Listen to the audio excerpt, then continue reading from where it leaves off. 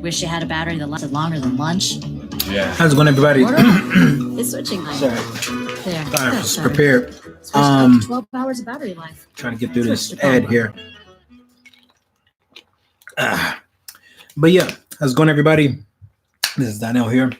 And this, wow. Why is it taking? Wow, another ad. Wow. Wish you had a battery that lasted longer than lunch. So I'm continuing on reading. Switching time. Turn that down low. What in the world? Another ad, and I can't even skip it. Okay, so I'm on this fellow YouTuber known as Chill Hop Music, and I'm using his music, Chill Study Beats 2 instrumentals and jazz hip hop music 2016. I'll have a link in the description. And hot dog it, wow, it is just, this stuff is. But either way, I have his music here because I need a background music, so I'm giving him credit. And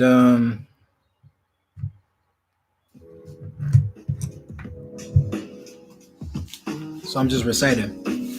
So I'm just adjusting. But yeah, now we're going to be continuing on from 61 to 70. And hopefully this won't take too long. All right. And I'll stop after water break and all that water breaks and whatnot. But yeah, let's continue on. Okay. Oh, sorry. This is from 60. Okay. Alva's mother had been an American mulatto. His father, a Filipino. Alva himself was small in stature as his father had been. Small and well-developed with broad shoulders, narrow hips, and firm, well-modeled limbs. His face was oval-shaped and his features more oriental than Negroid. His skin was neither yellow nor brown, but something in between, something warm, arresting, with mellow, with the faintest suggestion of a parchment tinge beneath, lending it individuality. His eyes were small, deep, and slanting. His forehead high, his hair sparse and finely textured. The alcove finally straightened up. Alva dressed rather hurriedly and taking a brown suit from the closet made his regular Monday trip to the pawn shop. Emmylou finished rinsing out some silk stockings and sat down in a chair to reread a letter she had received from home that morning. It was about the third time she had gone over it. Her mother had wanted her to come home. Evidently, hometown gossips were busy. No doubt they were saying, "Strange mother to let that gal stay in New York alone. She ain't going to school either. Wonder what she's doing." Emmylou read all this between the lines of what her mother had written. Jane Morgan was being tearful as usual. She loved to suffer, and being tearful seemed the easiest way to let the world know that someone was suffering. Sob stuff, Emmylou thought. And tearing the letter up, threw it into the waste paper basket. Emmylou was now maid to the Arlene Strange, who was playing for the moment the part of a mulatto Carmen in an alleged melodrama of Negro life in Harlem. Having tried for 2 weeks to escape what she termed congenial work, Emmylou had given up the idea and immediately returned to Mademoiselle Lindsay. She had found her old job satisfactory, filled, but Mademoiselle had been sympathetic and had arranged to place her with Arlene Strange. Now her mother wanted her to come home. Let her want. She was of age and supporting herself. Moreover, she felt that if it had not been for gossip, her mother would never have thought of asking her to come home. "Stop your mooning, dearie." Arlene Strange had returned to her dressing room. Act 1 was over. The Negro Carmen had become the mistress of a wealthy European. She would now shed her gingham dress for an evening gown.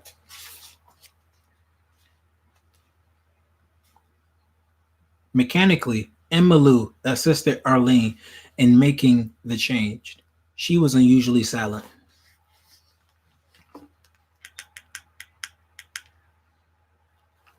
Sorry.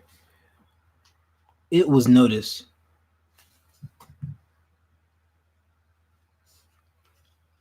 Smatter. Oh, smatter, Louie. In love or something? Emma Lou smiled. Only with myself. Then snap out of it. Remember, you're going carabating with us tonight. This brother of mine from Chicago insists upon going to Harlem to check up on my performance. He'll enjoy himself if you act as a guide. Ever been to Smalls? Emma Lou shook her head. I haven't been to any of the carabets. What? Arlene was genuinely surprised. You in Harlem and never been to a cabaret? Why, I thought all colored people went. Emma Lou bristled. White people were so stupid. No, she said firmly. All colored people don't go. Fact is, I've heard most of the places are patronized almost solely by whites. Oh yes, I knew that. I've been to Smalls and Barron's and the Cotton Club, but I thought there were other places. She stopped talking and spent the next few moments deepening the artificial duskiness of her skin. The gingham dress was now on its hanger. The evening gown clung glamorously to her voluptuous figure. For God's sake, don't let on to my brother you ain't been to Smalls before. Act like you know all about it. I'll see if he gives you a big tip. The call bell rang. Arlene said, Damn. Give one last look in the mirror, then hurried back to the stage so that the curtain could go up on the cabaret scene in Act 2. Emma Lou laid out the negligee outfit Arlene would be killed in at the end of Act 3 and went downstairs in the stage wings, a makeup box beneath her arm. She never tired of watching the so-called dramatic antics of the stage. Excuse me. She wondered if there were any Negroes of the type portrayed by Arlene and her fellow performers. Perhaps there were, since there were any number of minor parts being played by real Negroes who acted much different from any Negroes she had ever known or seen. It all seemed to her like a mad caricature. She watched for about the 13th time Arlene acting the part of a Negro cabaret entertainer, and also for about the 13th time came to the conclusion that Arlene was being herself rather than the character she was supposed to be playing. From where she was standing in the wing, she could see a small portion of the audience, and she watched their reaction. Their interest seemed genuine. Arlene did have prep and personality, and the alleged Negro background was strident and kaleidoscopic, all of which no doubt made up for the inane plot and vulgar dialogue. They entered Small's paradise, Emma Lou, Arlene, and Arlene's brother from Chicago. All the way uptown, he had piled Emma Lou with questions concerning New York's Black Belt. He had reciprocated by relating how well he knew the Negro section of Chicago. Quite a personage around the black and tan carabets there, it seemed. But I never, he concluded, as the taxi drew up to the curb in front of Smalls, have seen any black gal in Chicago act like Arlene acts. She claims she is presenting a Harlem species. So I am going to see for myself. And he chuckled all the time he was helping them out of the taxi and paying the fare. While they were checking their wraps in the foyer, the orchestra began playing. Through the open entrance way, Emma Lou could see a hazy, dim-lighted room, walls and ceilings colorfully decorated, floor space jammed with tables, chairs, and people.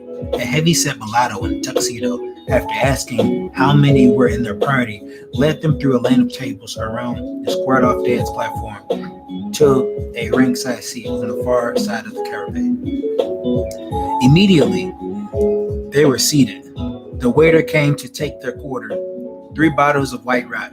The waiter nodded, twirled his tray on the tip of his fingers, and skated away. Emma Lou watched the dancers and noticed immediately that in all the insane crowd of dancing couples, there were only a few Negroes. My God, such music. Let's dance, Arlene. And off they went, leaving Emma Lou sitting alone. Somehow or other, she felt frightened.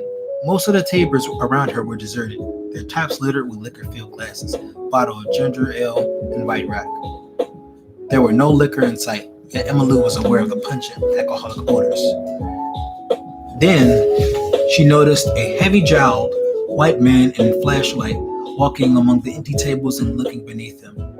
He didn't seem to be finding anything. The music soon stopped. Arlene and her brother soon returned to the table. He was feigning anxiety because he had not seen the type of character Arlene claimed to be portraying, and loudly declaring that he was disappointed.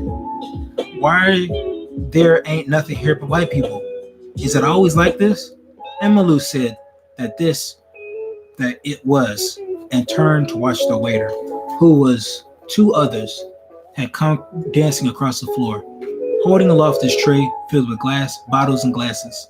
Deftly, he maneuvered away from the other two and slid to their table, putting down a bottle of white rock and an ice-filled glass before each one. Then, after flicking a stub check on the table, he joined his companions in a return trip across the dance floor.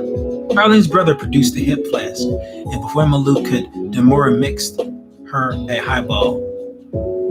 She did not want to drink. She had not drunk before, but here comes the entertainers. Emmalou followed Arlene's turn of the head to see two women, one light brown and slim, and the other chocolate colored and fat, walking to the center of the dance floor. The orchestra played the introduction and vamped to Muddy Waters. The two entertainers swung their legs and arms in rhythmic unison, smiling broadly and rolling their eyes first to the left and then to the right. Then they began to sing. Sorry, one second.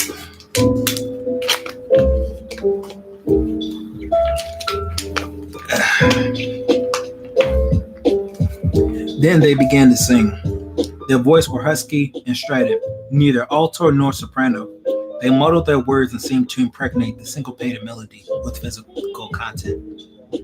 As they sang the chorus, they glided out among the tables, stopping at one, then at another, and another, singing all the time, their bodies undulating and provocative, occasionally giving a promise of an obscene hip movement, while their arms waved and their fingers held tight to the dollar bills and silver coins placed on their palms by enthusiastic onlookers.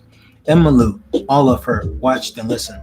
As they approached her table, she sat as one mesmerized, something in her trying to give way. Her insides were stirred and tangled. The two entertainers circled their table. Arlene's brother held out a dollar bill. The fat chocolate-colored girl leaned over the table. Her hand touched his. She exercised the muscles of her stomach, muttered a guttural "thank you" in between the notes, and moved away moaning, Muddy Waters, rolling her eyes and shaking her hips. Emmalou had turned completely around in her chair, watching the progress of the wild-wying, jello-like chocolate hulk and her slim, light brown-skinned companion. Finally, they completed their rounds of the tables and returned to the dance floor. Red and blue spotlights played upon their dissimilar figures. The orchestra increased the tempo and lessened the intensity of its playing.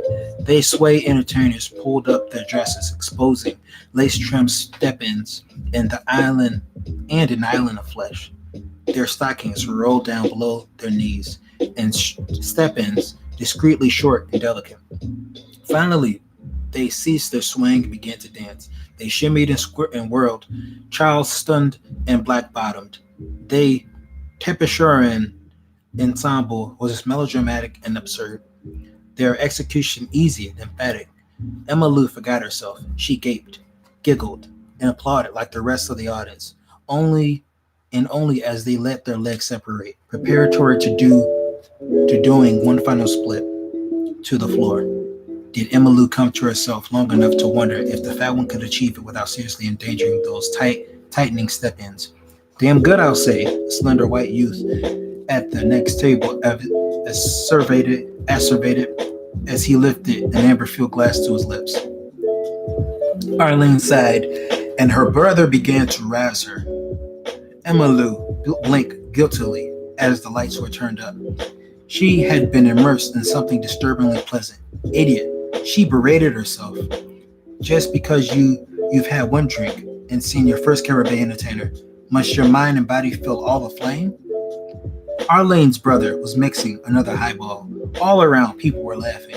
There was much more laughter than there was talk, much more gesticulating and ogling than the usual means of expression called for. Everything seemed unrestrained, abandoned, yet Emily was conscious of a note of artificiality, the same as she felt when she watched Arlene and her fellow performers cavorting on the stage in the Cabaret Gal. Second.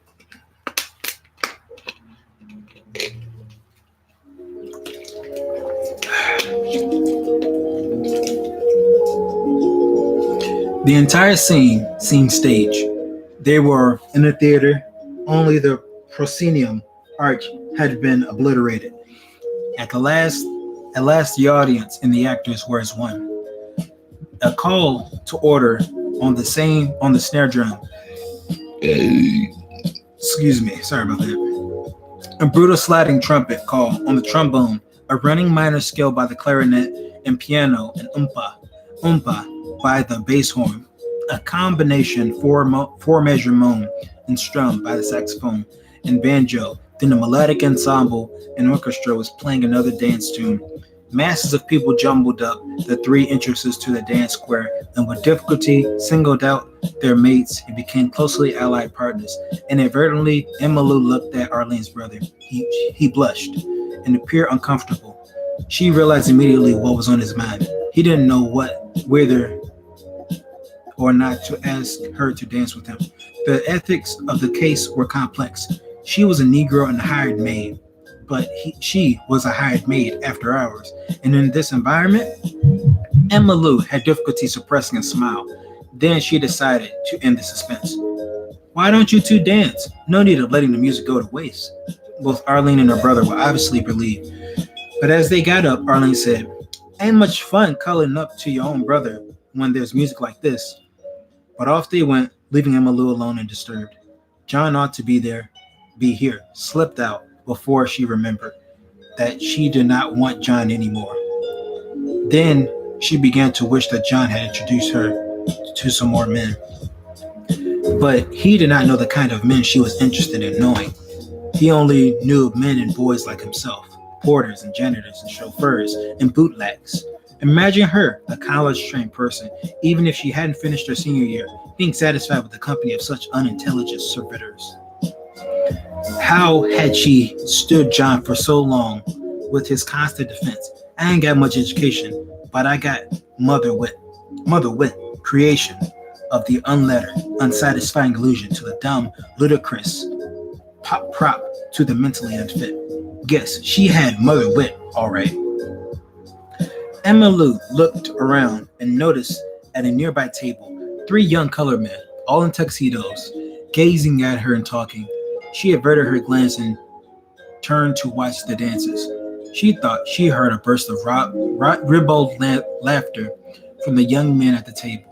Then someone touched her on the shoulder, and she looked up to the smiling oriental face, neither brown nor yellow in color, but warm and pleasing beneath the soft lights. And because of the smile, showing a gleam row of small even teeth, set off by a solitary gold incisor, the voice was persuasive and apologetic. Would you care to dance with me? The music had stopped, but there was a promise of an encore. Emma Lou was confused, her mind blankly chaotic. She was expected to push back her chair and get up. She did, and without saying a word, allowed herself to be maneuvered to the dance floor. In a moment, they were swallowed up in the jazz whirlpool. Long strides were impossible. There were too many other legs striding for free motion in that overpopulated area. He held her close to him, the contours of her body fitting his. The 2 high balls made her giddy. She seemed to be glowing inside. The soft lights in the music suggested abandonment and intrigue. They said nothing to one another. She noticed that her partner's face seemed alive with some inner ecstasy. It must be the music, thought Emma Lou. Then she got a whiff of his liquor-laden breath. After 3 encores, the clarinet shrilled out a combination of notes that seemed to say regretfully, "That is all."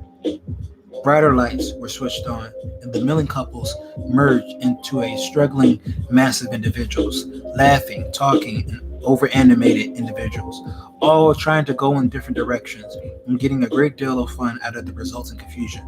Emma Lou's partner held tightly to her arm, pushed her through the insensate crowd to her table. Then he muttered a polite "thank you" and turned away.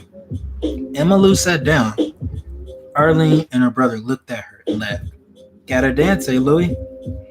Emma Lou wondered if Arlene was being malicious. For an answer, she only nodded her head and smiled, hoping all that the while that her smile was properly enigmatic. Arlene's brother spoke up. "What do you say we go? I've seen enough of this to know that Arlene and her stage director are all wet. Their waiter was called, the check was paid, and they were on their way out." In spite of herself, Emma Lou glanced back to the table where her dancing partner was sitting. To her confusion, she noticed that he and two of his friends were staring at her. One of them said something and made an worried face. Made a worried face. Then they all laughed uproariously and cruelly. Alva had overslept. Braxton, who had stayed out the entire night, came in about 8 o'clock and excitedly interrupted his drunken slumber. "Ain't you going to work?" "Work?" Alva was alarmed. "What time is it?" "About 8. Didn't you set the clock?" "Sure I did." Alva picked up the clock from the floor and examined the alarm dial. It had been set for 10 o'clock instead for 6. He sulked for a moment, then attempted to shake off the impending mood of regretfulness and disgust for self. "Ah, hell, what's his diff? Call him up and tell him I'm sick. There's a nickel somewhere in that change on the dresser." Braxton had taken off his tuxedo, coat, and vest. "You're not going to work ever. You might as well quit." "I don't see no sense in working 2 days and laying off 3. I'm going to quit the damn job anyway. I've been working steady now since last fall." "I thought it was about time you quit." Braxton had stripped off his white full dress shirt, put on his bathrobe, and started out of the room to go downstairs to the telephone.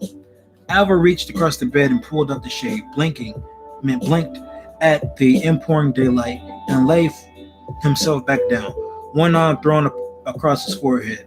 He had slipped off into a state of semi-consciousness again when Braxton returned. "The girl said she'd tell the boss, ask who I was as usual."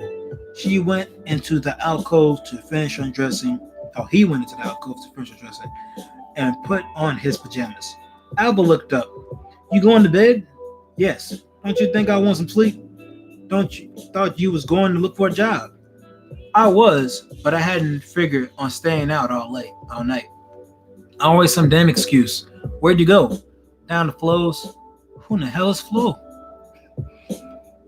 "That little yaller broad I picked up at the Caribbean last night. I thought she had a nigger with her."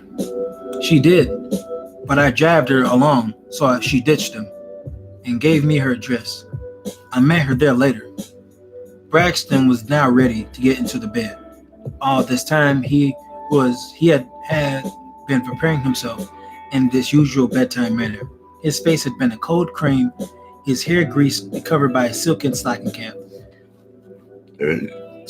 This done, he climbed over Alva and lay on the top of the covers. They were silent for a moment. Then Braxton laughed softly to himself. "Where'd you go last night?" "Where'd I go?" Alva seemed surprised. "Why, I came home. Where do you think I went?" Braxton laughed again. "Oh, I thought maybe you'd really made a date with that cold scuttle blonde you danced with. You must have thought it." "Well, you seemed pretty sweet on her." "What do you mean sweet? Just because I danced with her once, I took pity on her, because she looked so lonesome with those Ofays. Wonder who they was." "Oh, she probably works for them. It's good you danced with her. Nobody else would." "I didn't see nothing wrong with her. She might have been a little dark." "Little dark is right. You know, when they comes the blacker and me, they ain't got no go." Braxton was a reddish brown aristocrat with clear-cut features and curly hair. His paternal grandmother had been an Iroquois Indian. Emma Lou was very lonesome. She still knew no one save John, 2 or 3 of the Negro actors who worked on the stage with Arlene, and a little West Indian woman who lived in the same apartment with her. Occasionally, John met her when she left the theater at night and escorted her to her apartment door. He repeatedly importuned her to be nice to him once more. Her answer was only a sigh or a smile.